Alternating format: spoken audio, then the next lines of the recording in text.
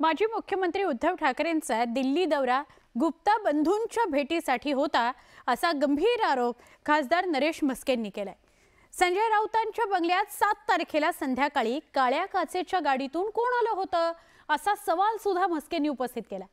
तर रात्रंदिवस दलालांसोबत राहणाऱ्यांनी आरोप करण्याच्या फंदात पडू नये असा पलटवार अंबादास दानवेंनी केला।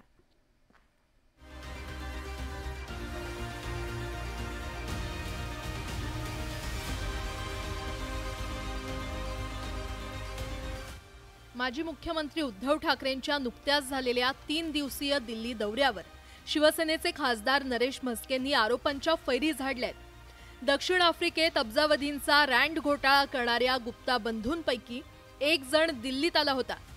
या गुप्ताची उद्धव ठाकरेंनी भेट घेतली असल्याचा गौप्यस्फोट शिवसेना खासदार नरेश म्हस्केंनी केला।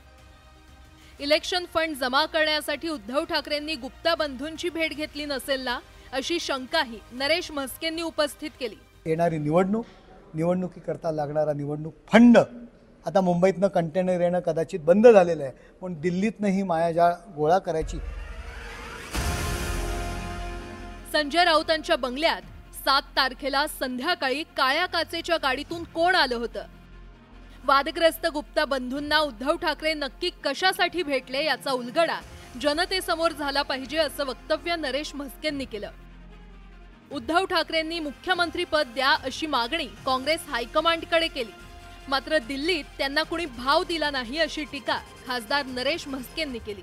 संजय राऊत उद्धव ठाकरे यांना बदनाम करण्याचा प्रयत्न करतात।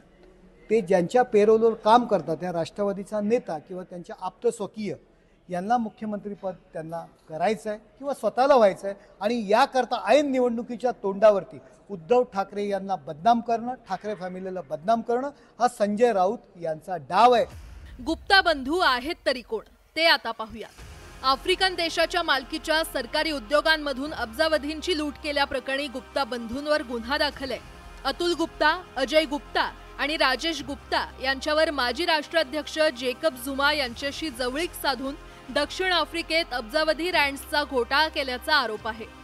जेकब झुमा 2018 मध्ये अध्यक्षपदावरून पायउतार झाल्यानंतर हे तिघही आणि त्यांचे कुटुंबीय दुबईला पळून गेले होते। तिथे त्यांना अटकही झाली होती। देहरादूनचे बिल्डर सत्येंद्र सिंग सहानींनी आत्महत्या केली होती।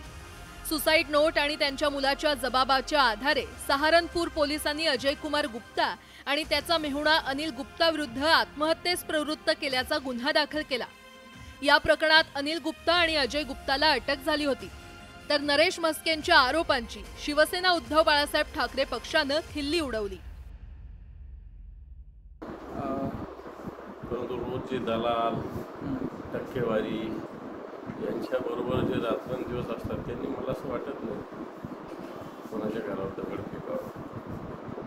विधानसभा निवडणुकीच्या तोंडावर शिवसेना आणि शिवसेना उद्धव बाळासाहेब ठाकरे पक्षात जोरदार राजकारण पेटलंय। दोन्ही पक्षांकडून एकमेकांवर आरोप सुरू आहेत आणि विधानसभा निवडणुकांचा निकाल लागेपर्यंत हे आरोपांचं सत्र थांबण्याची चिन्ह दिसत नाहीये। Bureau report, news 18 Lokmat.